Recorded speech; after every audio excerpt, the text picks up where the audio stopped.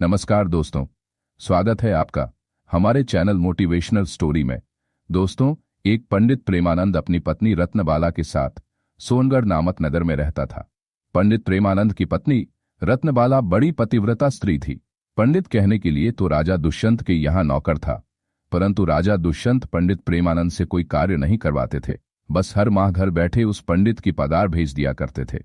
पंडित प्रेमानंद को राजा दुष्यंत की पगार खाते खाते जब काफी अरसा हो गया तो एक दिन वह अपनी पत्नी रत्नबाला से बोला, भाग्यवान राजा दुष्यंत का धन खाते खाते काफी लंबा समय हो गया, किंतु राजा दुष्यंत ने बदले में मुझसे कोई काम नहीं लिया। इस भार से मैं कैसे कर्जमुक्त हो सकूंगा। अंततः पत्नी रत्नबाला से विचार कर वह राजा दुष्यंत के पास पहुंचा और बोला, राजन, आपकी पगार खाते खाते मुझे काफी समय हो गया, लेकिन आपने मुझसे कोई काम नहीं लिया। इस प्रकार मैं कैसे कर्ज मुक्त हो सकूंगा। मेरी इच्छा है कि आप मुझसे कोई काम लें ताकि मैं आपके कर्ज से मुक्त हो जाऊं। पंडित की बात सुनकर राजा दुष्यंत बोला, हे ज्ञानी, मेरी प्रतिज्ञा है कि मैं किसी पंडित से काम नहीं लेता, पर फिर भी आपकी यही इच्छा है तो मेरे कहने से 4 धाम घुमाओ और एक कलश गंगाजल मेरे लिए भी लेते आना, यही है आपका कार्य। राजा दुष्यंत के वचन सुनकर पंडित प्रेमानंद अत्यंत प्रसन्न होकर अपने घर आया और सारा हाल अपनी पत्नी रत्नबाला से कह सुनाया। वह बोली, स्वामी, आप चले जाओगे तो मैं आपके पीछे अन्न जल कैसे ग्रहण करूंगी। मेरा तो यह नियम है कि बिना आपके दर्शन किए अन्न जल ग्रहण नहीं करती। पंडित बोला, मैं अपनी प्रतिमा बनवाकर घर के अंदर स्थापित कर दूंगा, तुम उसके दर्शन करके अपना गुजारा कर लेना। यह कहकर उसने अपनी प्रतिमा बनवाई और घर में स्थापित करवा दी और आवश्यक सामान ले राजा दुष्यंत के पास जाकर बोला, महाराज, अब मैं जा रहा हूं, मुझे आज्ञा दीजिए और मेरे पीछे से कृपा करके मेरी पत्नी रत्नबाला की खैर खबर लेते रहना।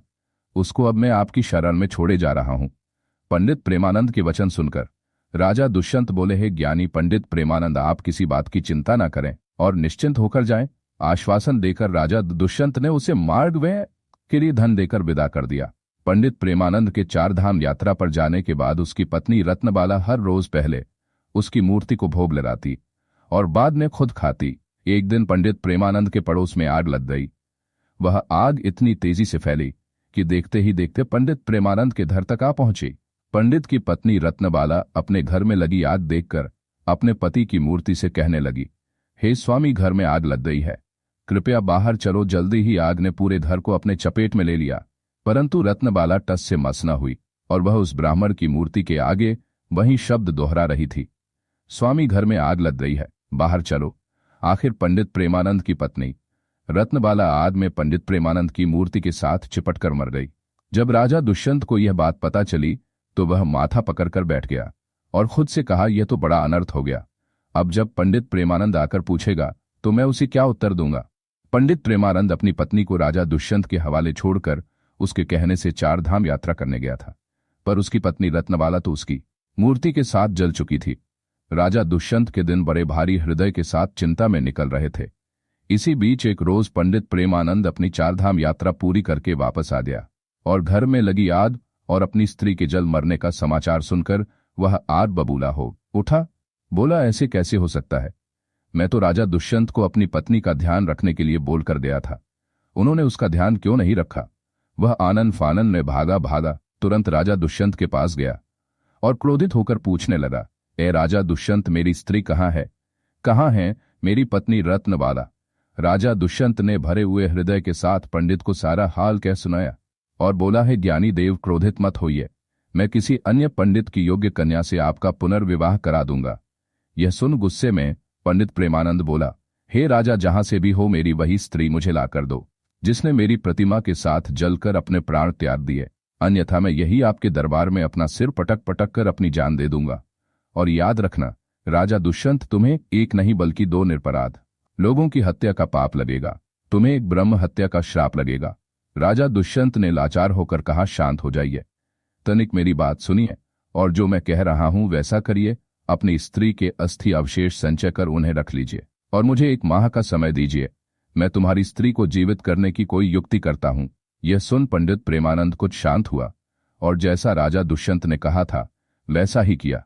राजा दुष्यंत अपना राजकाज अपने मंत्रियों को सौंपकर साधारण वस्त्रों में अमृत की तलाश में चल पड़ा।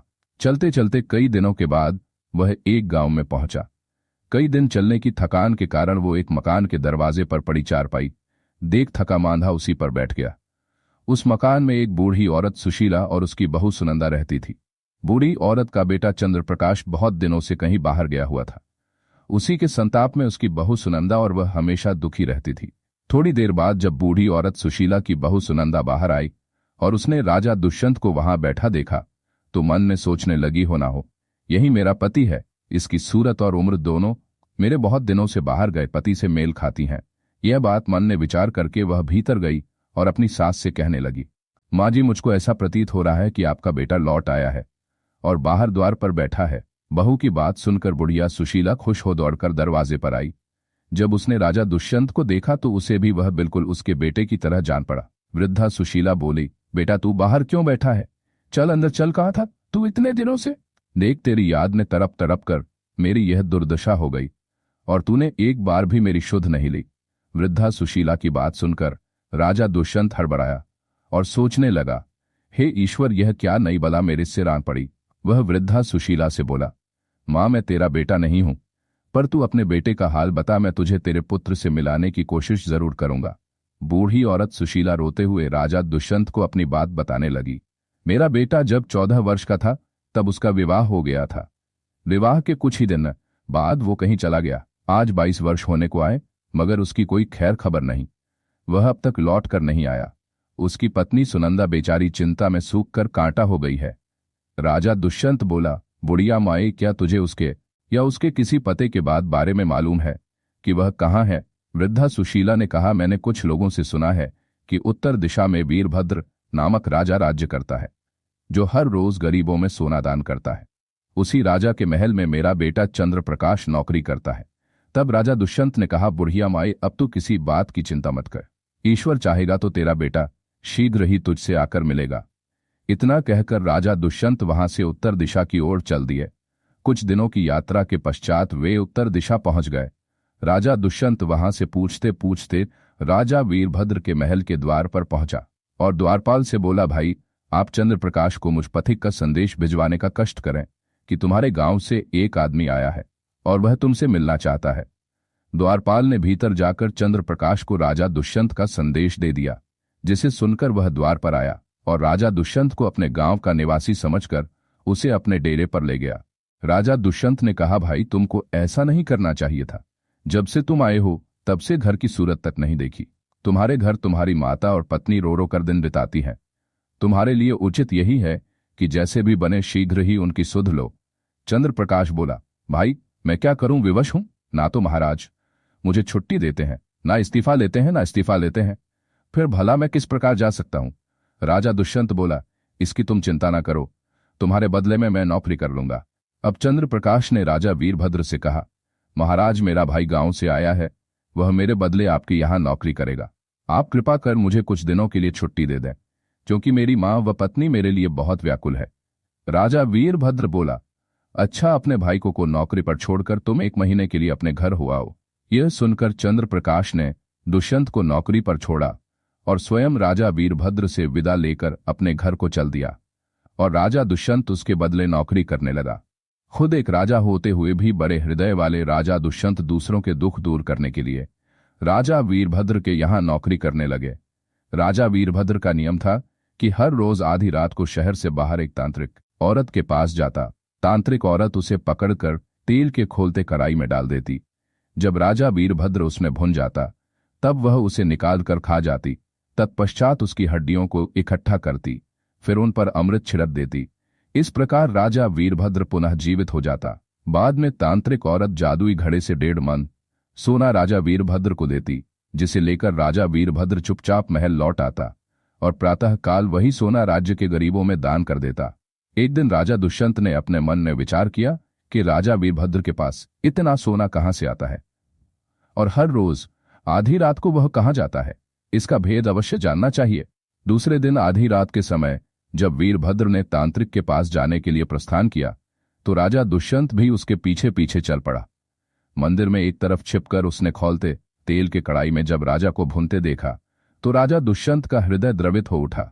सारा हाल देख वह भारी हृदय के साथ अपने स्थान पर वापस आ गया और विचार किया, राजा वीरभद्र बड़े कष्ट से सोना लाता है, कैसे भी करके इसका दुख दूर करना चाहिए। राजा दुष्यंत बाजार गया और हर तरह के सुगंधित मेवे और तरह तरह के मसाले ले लिए। जब आधी रात का समय नजदीक आया तो राजा दुष्यंत ने अपने शरीर को जगह जगह जगह से चाकू से चीरकर सभी प्रकार के मसाले और मेवे कटे हुए स्थान पर भर लिए। अत्यंत पीड़ा सहन करते हुए राजा दुष्यंत चुपचाप राजा वीरभद्र के कक्ष में गए और अंगरक्षक को हुक्म दिया, जब तक मैं न आ जाऊं तब तक तुम राजा वीरभद्र को व्यस्त रखना कि उसे याद न आए। और खुद राजा दुष्यंत राजा वीरभद्र की जगह तांत्रिक औरत के पास पहुंच गया। जब राजा दुष्यंत तांत्रिक के पास पहुंचा तो भूख से व्याकुल तांत्रिक ने उसे पकड़कर तुरंत कड़ाई में डाल दिया। जब वह भुन गया तो तांत्रिक औरत ने उसे निकाल कर खाया। तांत्रिक ने इतना स्वादिष्ट गोश्त आज तक नहीं खाया था। वो हर रोज वीरभद्र को भून कर खाती थी और उसे जीवित कर देती थी।